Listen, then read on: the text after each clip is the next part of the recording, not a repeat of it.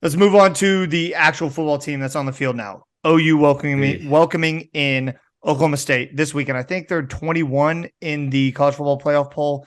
Oklahoma State is not Oklahoma. So OSU coming. Yeah. Someone tell us. OSU coming into the game ranked. This isn't a scary OSU team, but it's Bedlam. And from what we've seen from this OU team, yeah, it's pretty scary to me right now. Some OU news in general, Justin Broyles likely to be available for Oklahoma State, according to Brent.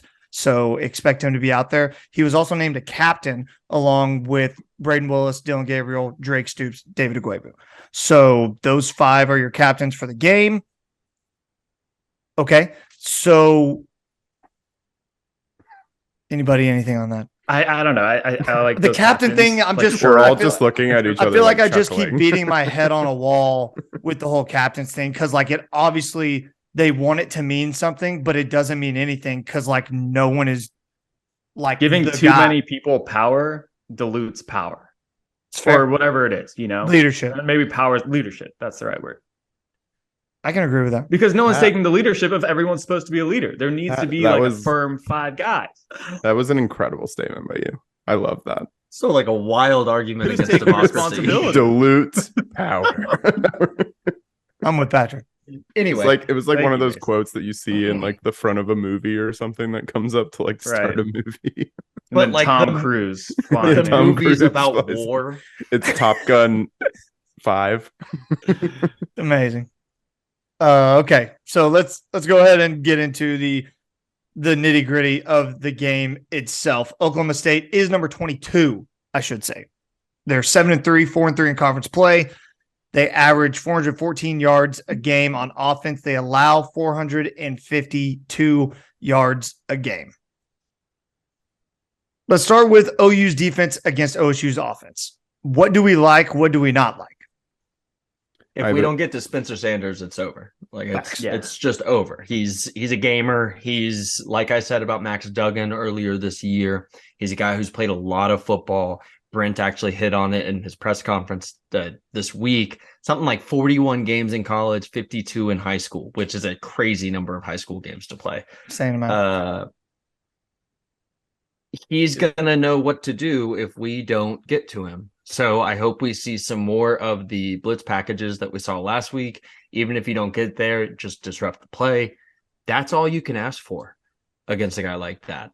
Let's have a Jalen Redmond type performance from the last home game and last home Bedlam and really get after him. Matt? Yeah, it's all going to be about Spencer Sanders this game. He didn't even play the full game against Iowa State last week. He actually came off the bench and led them to a game-winning drive, got the game-winning touchdown. But there's a reason why Spencer Sanders was talked about so much at the beginning of the year, and everyone was so high on Oklahoma State, even though they had a lot of people leave on the defensive side of the ball and their defensive coordinator. They really were just relying on Spencer Sanders to carry them all the way. Unfortunately, he's had some injuries this year, just hasn't been able to play like the last few weeks. But like Mark said, he's a gamer. He's not going to miss out on Bedlam, the biggest game of the year, especially for where the teams are at now with their records and what the expectation is for this game. It is going to be an absolute shootout. I don't really expect a lot of defense to be played on either side of the ball, while both teams are giving up over 400 plus yards and have over 400 plus yards of offense per game. So this is, I think, going to be an absolute wild shootout. But I think it's really just going to come down to, can we get pressure on Spencer Sanders and keep him contained, because he is a running QB. And like we've always had problems with running QBs, especially this year. Is he going to be able to break out and sustain drives, or can we keep them contained and get off the field? That's going to be the biggest thing, and just get stops when we need to, because again, this might be a 30, 40 plus point game. I don't think OU has a shot to win this game if it turns into a shootout. I don't think they do. I think the only way you win this game is if you make Spencer Sanders look pedestrian and look the kind of pedestrian that he's looked for a lot of games in his OSU career. He has games where he plays very well. It doesn't need to be this game. And like Mark said, I think pressure is going to be massively important. It's going to be huge, but I also think he's a guy who can run around. And if you're a linebacker like Danny Stutzman, like David Agwebu, and they're going to put you back there to spy, you have to make the plays. You cannot let Spencer Sanders kill you like he has the ability to do.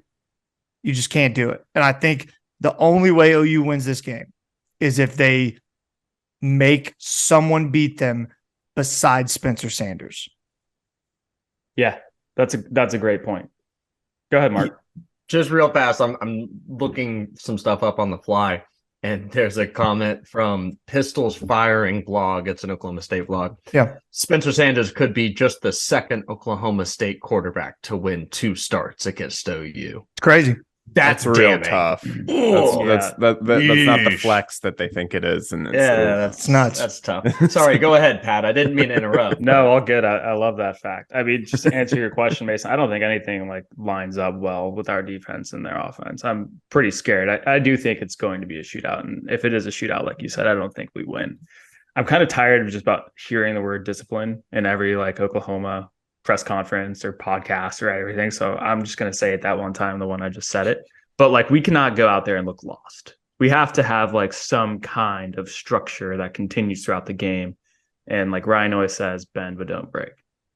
I got called out by Brent Venables in his press conference, not by name, but in general, because I said Danny Stutzman sucks. And he has sucked. He has. And Brent mentioned that he leads the conference in tackles per game. That's fantastic. Like I said, when does he make them? Does he make them when there's no pressure? 100%. When the pressure's on and the bright lights are on, like they're going to be at Bedlam, Danny Stutzman has to make plays. This is the game. If Danny wants to shut me and anybody else who says he's garbage up, this is the game. Because you're important. You're probably arguably the most important player on that defense on Saturday. You have to make plays and make them when they count. And if you do, I'll shut up for the rest of the year. I'll shut up. I swear. I promise I will. Is one more game, by the way. That's fine. Well, the off season counts. And also, if you're watching this right now and you think that I'm mean to Danny Stutzman, I am on record as saying at the beginning of the year that I worship at the altar of Danny Stutzman. You did. I loved him. He was a Bednarik candidate. I did. I thought he was going to have a really great year. And he just decided to stop being good at football. I've never seen anything like it. So get back to it.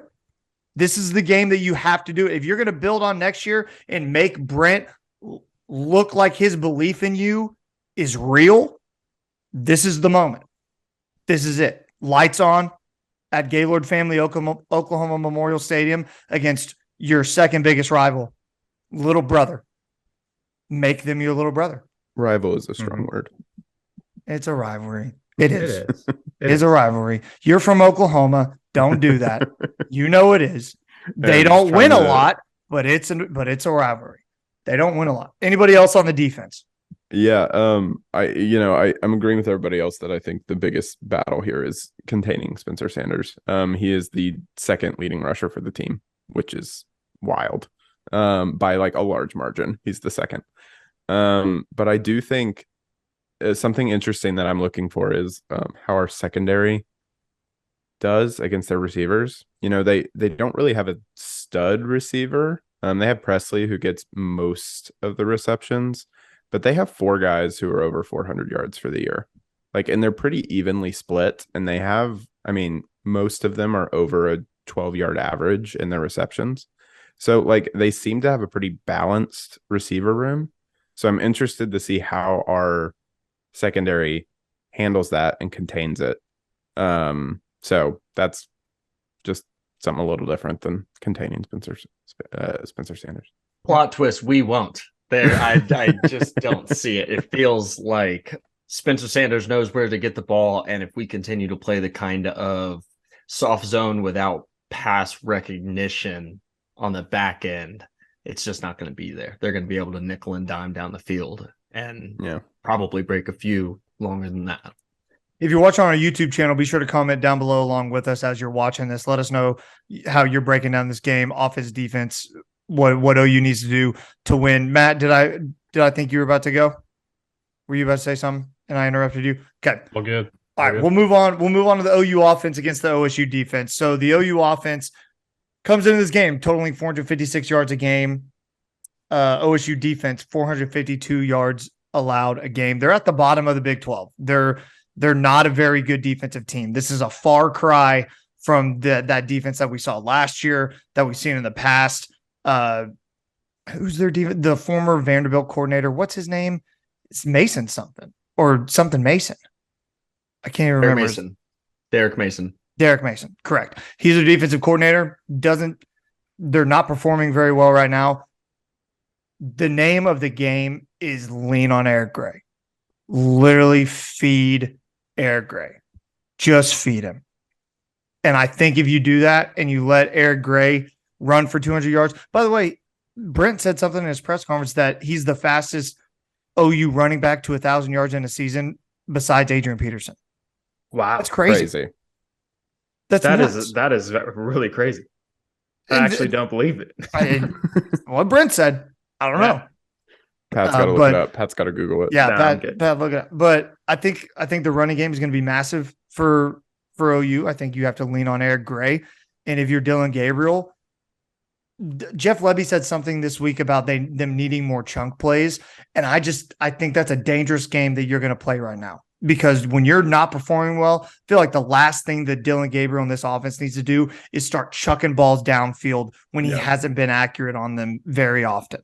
So why not? Let's just focus on what works, and that's the running game. Lean on Eric Gray. Anyone else?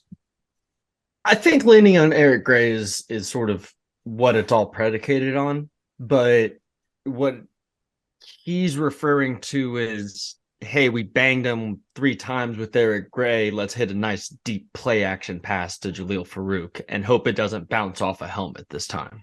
Or, Marvin down the seam and Dylan puts the ball where it needs to be.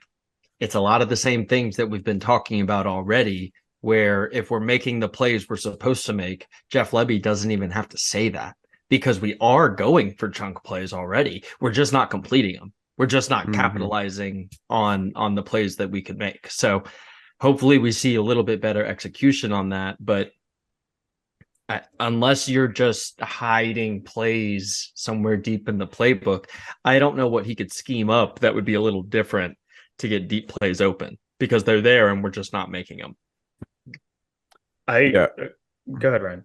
Yeah, I mean, we talked a lot on the defensive side about containing Spencer Sanders. He's gonna be good. We know that coming in. Dylan has to be better than he's been the last 2 weeks. We need to see the Dylan Gabriel that we saw against Kansas when we had just 700 yards of offense, right? And I know there's more that goes into that, but like you said, Mason, this is not the best defense in the Big 12. They're literally the worst. Yeah, and statistically, they're literally the worst. We have seen that this offense can take advantage of that, but we haven't seen it since Kansas. And I know, granted, we've been playing a lot better defenses during that time, but we need that Dylan Gabriel. We need the Dylan Gabriel who throw guys. We need, Marvin Mims to get more involved. That's what I'm looking to see is quarterback play, because we know quarterback play is going to be there on the other side. And that's a good point, Ryan. OSU ranks dead last in the conference in passing yards given up a game at 289. So it's open. It's open for the taking for the wide receivers and Dylan Gabriel if they're able to take advantage. Matt? Yeah, I think the most important thing for me is third down execution. Last week against West Virginia, we were 1 for 11. Couldn't sustain any drives, which obviously led us to play more defense. We got to help our defense out by sustaining drives. But when we do get to third down, DG's got to make the right read, take what the defense can give him. But that's what I'm ultimately going to be looking for, is looking for at least 50% or more on third down conversions. That will only keep Spencer Sanders on the sideline. Hopefully that will lead us to more points, because, again, I think we're going to have to score 40-plus points, unfortunately. It's just going to be one of those games where we're just going to have to outscore OSU. Got it. Third down execution. That's my biggest thing I'm looking for. So the spread is OU minus 7.5, according to ESPN, which is wild to me. Also, what does keep Vegas this know? in mind. Keep this in mind. OU is 3-7 against the spread this year. So That's rough. I'm going to take OSU to cover, Yeah. but I will take OU to win the game 34-31. Oh man. Mark, that just sounded so hurt and and distraught. I mean, I hope, right? But if the team that shows up last week shows up, then Yikes. no, Man, that's not going to happen. they find a new low every week. They really do. I do think there's probably something to the fact that we went East Coast and had an 11 o'clock kick, or I guess noon kick, whatever. But you know what? Let's ride the wave. Get mad at us, commenters. OU 34, OSU 31. Bang. We have the same score. I The love same score, you it. two. I love it. Wow. Barely listened until you just said Don't worry about it. 31, you know? Well, I'm trying to do the math on how you get 34, guys. So, hey. 4 touchdowns, 2 field goals. Yeah. 4 touchdowns, 2 4 field goals. touchdowns, Okay. 3 safeties. Okay. Bingo. Okay. Pat, All right. what do you got? I like that number. I like it a lot. You're right. Doesn't it feel good? It feels right. It does. No, it feels really right. By the way, that's also the under me and Mark have because the over-under set at 66. So we have the under. Mark's not sure. Now Mark doesn't like it. No, I do like it because Okay, it's right at the Yeah. under. Yeah. Go ahead, Pat. I'm gonna go 38 to 41 Oklahoma. 41-38. 41-38. Boom soon. Matt?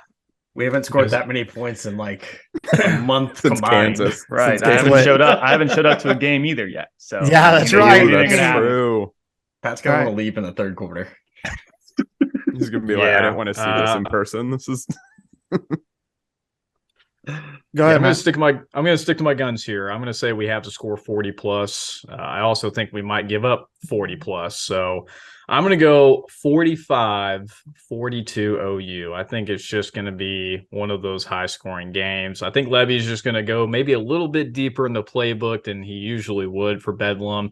He's got to bring out all the stops, I think, especially with all the recruits, what this game means to become bowl eligible. This game is the most important. We absolutely need to win this. 45-42 is what I got. Absolutely. Ryan?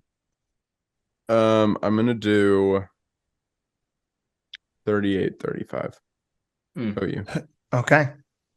Those are our picks. Let us know down below who you're picking for this game, who wins, who covers, all that stuff. We'll look back on it with They're gonna get hopefully- mad at us again. hopefully the good commentators. good feelings. The biggest thing I'm looking for this week is, once again, it's going to be Danny Stutzman.